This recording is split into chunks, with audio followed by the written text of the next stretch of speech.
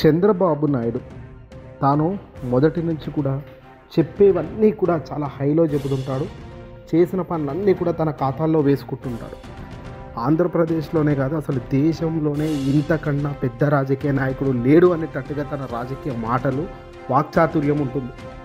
Hitech city అంటూ చంద్రబాబు తన ప్రచారం జోరుగా చేసుకుంటుంటారు. అదే తాజాగా చంద్రబాబు నాయుడు గారు ఆంధ్రప్రదేశ్లో ముఖ్యమంత్రి హోదాలో ఇటీవల నిర్వర్తించిన ఓ మీడియా ఛానల్ నిర్వర్తించిన కాన్క్లేవ్లో పాల్గొన్నారు చంద్రబాబు నాయుడు గారు. అయితే ఇక్కడ కూడా తన మాటలు నిజంగా ఆశ్చర్యంతో పాటు అవాక్కయ్యే మాదిరిగానే మాట్లాడారు.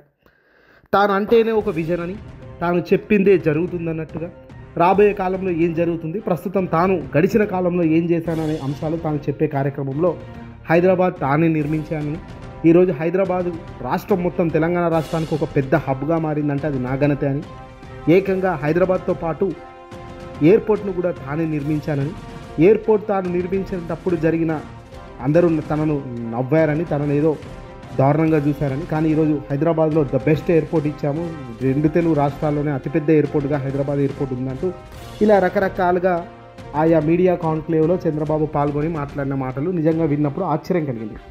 దీంతోపాటు ఆయన చెప్పే మాటలు వాస్తవానికి అసలు నిజమేనా అని ఒక్కసారి ఆలోచిస్తే, హైటెక్ సిటీ నిర్మాణంలో అసలు ఏం జరిగింది అనేది ఒక్కసారి చూద్దాం.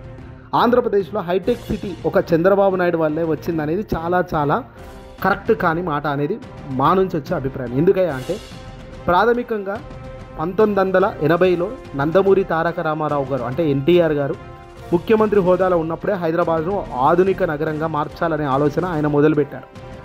బేగంపేట ప్రాంతంలో ఐటీ కంపెనీలు వస్తున్నప్పటికీ పెద్దగా మౌలిక సదుపాయాలు అక్కడ లేవు. వాళ్ళకి కావాల్సిన ఇన్ఫ్రాస్ట్రక్చర్ లేదు, వాళ్ళకి కావాల్సిన బిల్డింగ్లు లేవు అక్కడ. ఎన్టీఆర్ కాలంలోనే అంటే 1980లోనే మొదటి ఐటీ పార్కు కోసం ఏపీఐఐసి కొన్ని ప్రాథమిక భూములు గుర్తించిందంట హైదరాబాద్లో. ఇంకా ఇది జరిగింది ఎన్టీఆర్ హయాంలో. ఇంకా తర్వాత 1995 నుంచి 2004 అంటే చంద్రబాబు నాయుడు గారు ప్రభుత్వం ఉంది. ఎప్పుడైతే పిల్లనిచ్చిన మామకు వెన్నుపోటు పొడవడం, ఆ పిల్లనిచ్చిన మామను పార్టీ ఏదైతే తెలుగుదేశం పార్టీ ఉందో ఆ పార్టీ తన వైపుకు తిప్పుకోవడం, ఆ తిప్పుకున్న పార్టీలో తాను అధికారం చెలాయించడం, ఇదంతా చంద్రబాబు నాయుడు గారు చేసిన గొప్ప ఘనత. 1995లో చంద్రబాబు సీఎం హోదాలో ఉన్నప్పుడు ఐటీ విజన్ 2020 అనే ప్రణాళిక తీసుకొచ్చింది చంద్రబాబు నాయుడు. అంటే ఒక పేరు, ఈరోజు 2047 అని ఎట్లా అంటున్నాడో ఆ రోజు ఐటీ విజన్ 2020 అనే ప్రచారం తీసుకొచ్చారు. ఆయన మీడియా సంస్థలు అప్పుడే రూపుదిద్దుకున్నాయి. ఆయన చెప్పిందే వేదం అనేటట్టుగా వాళ్ళు ప్రచారం చేయడం ఇదిగో ఇక్కడి నుంచే మొదలైంది. 1997లో హైటెక్ సిటీ ప్రాజెక్ట్ అధికారికంగా ఆమోదం పొందింది. Andhra Pradesh industrial infrastructure corporation APIIC, Andhra Pradesh industrial infrastructure corporation సంస్థ మరియు ఎల్ఎన్టీ కలిసి పీపీపీ పబ్లిక్ ప్రైవేట్ పార్ట్నర్షిప్ మోడల్లో సైబర్ టవర్స్ అనేది నిర్మించారు. 1998లో అటల్ బిహార్ వాజ్పేయి దేశ ప్రధాని, ఆ రోజున్న ప్రధాని అటల్ బిహార్ వాజ్పేయి ఏకంగా సైబర్ టవర్స్ని ప్రారంభించారు. ఈ సమయంలో సైబరాబాద్ డెవలప్మెంట్ అథారిటీ ఏర్పాటు చేశారు. దానికి సంబంధించి గచ్చిబౌలి, మాదాపూర్, కొండాపూర్, నానక్రామ్గూడ వంటివి కూడా అభివృద్ధి చేస్తూ వచ్చారు. మైక్రోసాఫ్ట్, ఒరాకిల్, ఇన్ఫోసిస్ వంటివి పెద్ద కంపెనీలకు నేరుగా చంద్రబాబు అక్కడికి వెళ్ళి సంప్రదించి హైదరాబాద్కు తెచ్చారు. ఇది 1995 నుంచి 2004 అంటే చంద్రబాబు గారు చేసిన గొప్ప ఘనత. సరే, తన పాత్ర ఉందా అంటే 30%, 25 to 30% ఉంది. కానీ ఇక్కడ ఈరోజు చేసుకుంటున్న ప్రచారానికి పూర్తి భిన్నంగా జరిగింది వాస్తవం. ఎందుకంటే ఇక ఆ తర్వాత 2004 నుంచి 2009 దాకా వైఎస్ రాజశేఖర రెడ్డి గారు ఆ కాంగ్రెస్ పార్టీ అధికారంలోకి రావడం, చంద్రబాబుతో తట్టుకొని కాంగ్రెస్ అధికారంలోకి రావడం 2004లో జరిగింది. వైఎస్ఆర్ వచ్చాక కూడా ఎక్కడ కూడా వెనుకడుగు వేయకుండా హైటెక్ సిటీ అభివృద్ధిని 10 అడుగులు ముందుకు తీసుకెళ్లేదానికి తన నిర్ణయాన్ని తాను అమలు చేసుకుంటూ పోయారు. Fab city, semiconductor park, hardware park, genome valley లాంటి ప్రాజెక్టులను వైఎస్ఆర్ హయాంలోనే వచ్చాయి. మైక్రోసాఫ్ట్, విప్రో, ఇన్ఫోసిస్ తమ కంపెనీలను కూడా గచ్చిబౌలిలో విస్తరించాయంటే వైఎస్ రాజశేఖర రెడ్డి గారి హయాంలో అప్రూవల్స్ వచ్చి గ్రీన్ సిగ్నల్ ఇచ్చి బిల్డింగ్ అలాట్మెంట్స్ ఇవన్నీ కూడా అప్పుడు జరగడం, వాళ్ళు వేగంగా వాళ్ళ ఆఫీసులను పెట్టుకోవడం, ఇదంతా వైఎస్ రాజశేఖర రెడ్డి గారి హయాంలో జరిగింది. ఔటర్ రింగ్ రోడ్ ఓఆర్ఆర్ కానీ, ఇంటర్నేషనల్ ఎయిర్పోర్ట్ వంటి కనెక్టివిటీ ప్రాజెక్టులు హైటెక్ సిటీని మరింత బలపరిచాయి.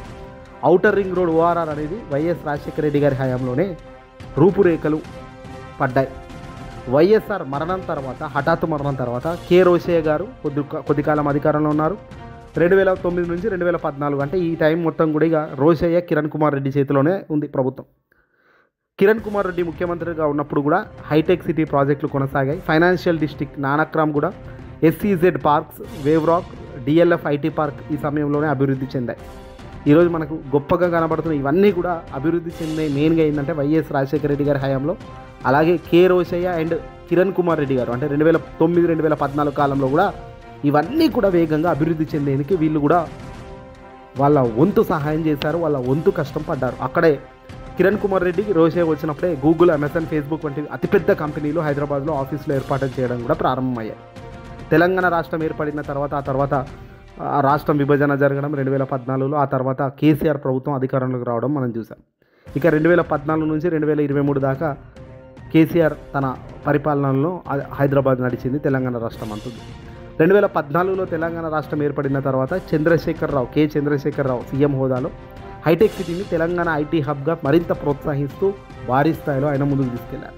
ఆయన కుమారుడు మంత్రి హోదాలో ఉన్న రామారావు కేటీఆర్ గారు ఐటీ శాఖ మంత్రిగా ఉంటూ అంతర్జాతీయంగా రోడ్ షోలు చేస్తూ Apple, Amazon, Google, sales force, Deloitte వంటి సంస్థలను హైదరాబాద్కు తీసుకురావడంలో ఘన విజయం సాధించారు. అంటే ఒక వ్యక్తి ఒక దగ్గర ప్రారంభం చేసిన చిన్న స్టార్టప్ను వీళ్ళు విస్తృతంగా ముందుకు తీసుకెళ్ళగలిగారు. ఇక్కడ ఇప్పుడు చంద్రబాబు నాయుడు గారు చెప్పేది ఏంటంటే మొత్తం అసలు ఫేస్బుక్ నామకమే చూసి వచ్చింది, గూగుల్ నేను ఫోన్ చేస్తేనే వచ్చాడు, అమెజాన్ నేను వాట్సాప్లో చాట్ చేస్తేనే అమెజాన్ వచ్చింది, ఐటీ హబ్ అంటేనే అసలు చంద్రబాబు తర్వాతే ఎవడైనా అనేటట్టుగా ప్రచారం చేసుకోవడం ధర్మం కాదు. ప్రచారం ఎలా చేసుకోవాలి? నేను చిన్నగా ప్రారంభించాను, దాని తర్వాత స్టెప్ బై స్టెప్ ప్రతి ఒక్క ముఖ్యమంత్రి దాన్ని ముందుకు తీసుకెళ్లారు. అందులో భాగంగా వైఎస్ రాజశేఖర రెడ్డి గారికి కీర్తి ప్రతిష్టతలతో పేరు ప్రఖ్యాత ఇవ్వాలి చంద్రబాబు గారు. రోషయ్య, కిరణ్ కుమార్ రెడ్డి గారికి కూడా ఇక్కడ పాత్రలు ఉన్నాయని చెప్పాలి. కానీ ఇవేవి చెప్పకుండా తాను మాత్రమే ఒక్కడే ఐటీ హబ్ మొత్తం నిర్మించి పాడేస్తే ఈరోజు తెలంగాణ దాని మీద బతుకుతుంది అన్నట్టుగా తాను మాట్లాడే మాటలు కరెక్ట్గా ఏ కాన్క్లేవ్లో కాదు, ఎక్కడ మాట్లాడినా చంద్రబాబు గారు ఇదే మాటలు మాట్లాడుతుంటారు. ఇది ధర్మం కాదు. ఆంధ్రప్రదేశ్లో ఏం చేస్తున్నాను అన్నది చెప్పకపోగా తెలంగాణలో మొత్తం హైదరాబాద్ నేనే నిర్మించాను, హైటెక్ సిటీ నేను రూపకల్పన చేసిన తర్వాతే హైటెక్ సిటీ మొదలైంది అంటారు. ఇది కాదు. హైటెక్ సిటీ అభివృద్ధి ఒకే ఒక్క వ్యక్తి వల్ల జరగలేదు. ఇది చాలామంది తెలుసుకోవాల్సిన సత్యం. హైటెక్ సిటీ అనేది ఒక వ్యక్తి వల్ల, ఒక ప్రభుత్వం వల్ల జరగలేదు. ఎన్టీఆర్ మొదట ఆలోచన చేశారు, ఐటీ కోసం హైదరాబాద్ని ప్రోత్సహించారు. ఆ తర్వాత చంద్రబాబు నాయుడు గారు హైటెక్ సిటీని, సైబర్ టవర్స్ ప్రారంభం, పెద్ద ఐటీ కంపెనీలను ఆకర్షించే కార్యక్రమాలు తన హయాంలో చేశారు. ఆ తర్వాత వైఎస్ రాజశేఖర రెడ్డి గారు airport, ORR, genome valley, fab city వంటి కనెక్టివిటీ, డైవర్సిఫికేషన్స్ అన్నీ కూడా తాను గ్రీన్ సిగ్నల్ ఇచ్చారు. కేటీఆర్ వచ్చినప్పుడు ఏకంగా తెలంగాణ ఐటీ హబ్ అని చెప్పి గ్లోబల్ ఎంఎన్సీల కంపెనీలు అన్నీ అక్కడికి వచ్చాయి, ఫేస్బుక్, గూగుల్, అమెజాన్ లాంటివి. రేవంత్ రెడ్డి వచ్చాక హైటెక్ సిటీ 2.0 అంటున్నారు, ఎయిర్పోర్ట్, మెట్రో కనెక్టివిటీ, నెపోలియస్ ఇలా అంటూ తాను ముందుకెళ్తున్నారు. ఇదంతా కూడా అభివృద్ధిలో భాగంగా ప్రతి ఒక్కరు చేయి కలుపుతూ వెళ్తేనే ఈరోజు హైదరాబాద్ డెవలప్ అయింది అన్నది సత్యం. కానీ ఇది చెప్పకుండా హైదరాబాద్ మొత్తం నేనే చేశాను అనడం కరెక్ట్ కాదు. ఇంకా ఇదే కాదు, ఎయిర్పోర్ట్ విషయానికి వస్తే కూడా రాజీవ్ గాంధీ ఇంటర్నేషనల్ ఎయిర్పోర్ట్ ప్రస్తుతం హైదరాబాద్లో అద్భుతమైన ఎయిర్పోర్ట్. దీని చరిత్ర చూసినా కూడా ఎవరు చేశారు, ఎప్పుడు ఏ ముఖ్యమంత్రి ఉన్నారు అనేది చూస్తే నిజంగా ఆశ్చర్యం కలుగుతుంది. 2000 సంవత్సరం వరకు హైదరాబాద్లో ఉన్నది కేవలం ఒక్క ఎయిర్పోర్టే, అది Begumpet airport, lower tank bund దగ్గర ఉన్న ఎయిర్పోర్ట్ మాత్రమే. అది కూడా చాలా చిన్నది, ఎక్స్పాన్షన్కి అసలు స్థలమే లేదు. ట్రాఫిక్ రోజు రోజుకు పెరుగుతూ వస్తుంది హైదరాబాద్ నగరంలో. కాబట్టి కొత్త గ్రీన్ఫీల్డ్ ఎయిర్పోర్ట్ అవసరమని ఆ రోజు నిర్ణయం తీసుకున్నారు.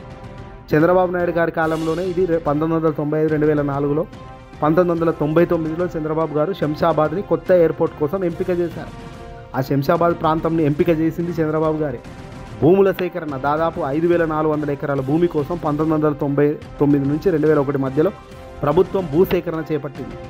ఆ సమయంలో భూములు మార్కెట్ రేటు ఎకరాకు 1,00,000-2 లక్షలు మాత్రమే ఉండేది. రైతులకు తక్కువ ధరలకే భూములు ఇచ్చారు.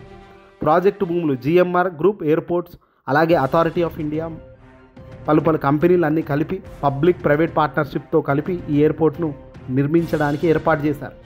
2003లో ఈ ప్రాజెక్టుకి అసలైన అధికారిక ఒప్పందం సంతకమైంది. ఇక్కడ వరకు చంద్రబాబు పాత్ర ప్రధానమైంది. భూమి గుర్తించడం, ప్రైవేట్ భాగస్వాములకి ప్రాజెక్ట్ను అప్పచెప్పడం, ఎయిర్పోర్ట్ శంషాబాద్లో జరగాలని నిర్ణయించడం.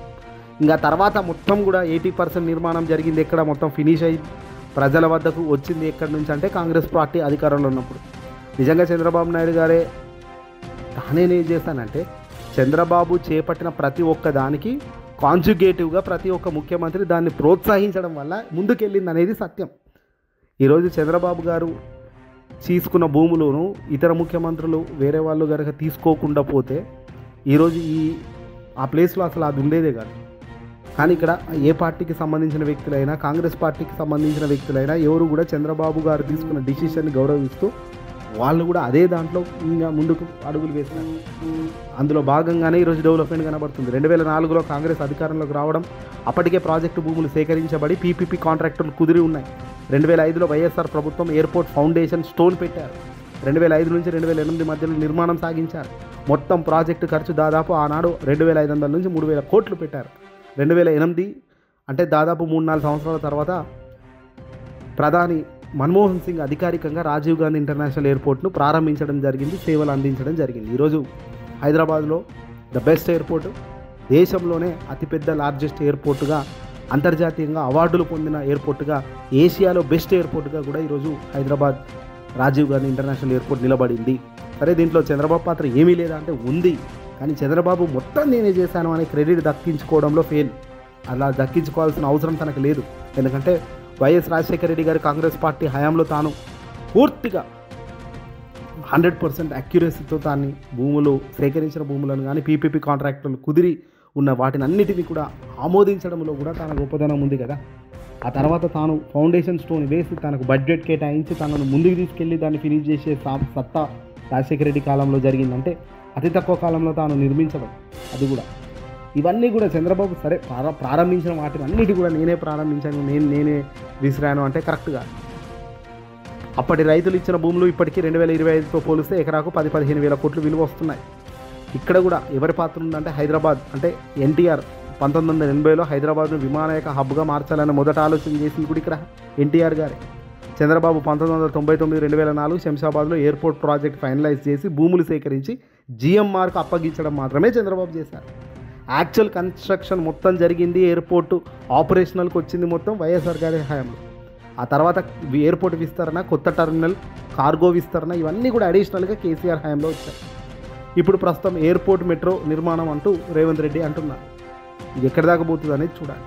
చంద్రబాబు ప్రాజెక్టు ఆలోచన, భూముల సేకరణ, ఒప్పందం మాత్రమే చేశారు. నిర్మాణం పూర్తి చేసింది, ఎయిర్పోర్ట్ ప్రారంభించింది వైఎస్ రాజశేఖర రెడ్డి గారు.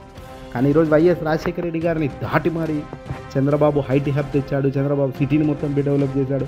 చంద్రబాబు చాలా ముందు చూపుతో చేసిన ఆలోచన వల్లే ఈరోజు హైదరాబాద్కు అంత ఆదాయం వస్తుందన్న మాటలు కరెక్టా? ఆలోచించండి. చంద్రబాబు చేసిన దాంట్లో ఎంత ఉంది, చెప్పే దాంట్లో ఎంత ఉంది? ఆనాటి నుంచి తనకున్న ఈ మీడియా బలంతో తాను విచ్చలవిడిగా చెబుతూ పోతున్నాడే తప్ప వాళ్ళ వాస్తవం ఏందయ్యా అంటే ఇదిగో ఈ విశ్లేషణలోనే అసలు వాస్తవం ఎవరి దగ్గర ఎవరి హయాంలో ఏం జరిగిందనేది మేము చాలా పూర్తిగా విశ్లేషించాం. నచ్చితే లైక్ కొట్టి షేర్ చేయండి.